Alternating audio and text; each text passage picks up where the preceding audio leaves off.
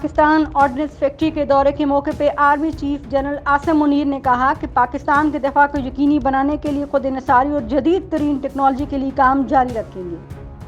पाक फौज के शोबे ताल्लुकात आमा ISPR के मुताबिक army chief general Syed Asim Munir का पाकिस्तान ऑर्डिनेंस फैक्ट्री का दौरा, जहां उन्हें पैदावारी सलाहियतों और अफवाज के दफाई ज़रूरत को पूरा करने के लिए इदारे के ताउन पर ब्रीफिंग दी गई, जबकि दफाई मसनूआत की बरामदात के बारे में भी आगाह किया गया। ISPR के मुताबिक आर्मी चीफ ने ऑर्डिनेंस फैक्ट्री में तैयार करदा मसनूआत का जायजा लिया और टेस्ट और ट्रायल के तहत मकामी तौर पर डिज़ाइन तैयार करदा नए हथियारों का मुशाहिदा भी किया। पाक फौज के सरबराह ने बुनियादी दिफाई सनत के तौर पर पाकिस्तान ऑर्डिनेंस फैक्ट्री के किरदार को सराहा और अफसरान और एहलकारों से खिताब करते हुए कहा कि मकामी सनतों का फ़रोग और खुद इंसारी से कौमी तरक्की का रास्ता मुतय्यन करता है।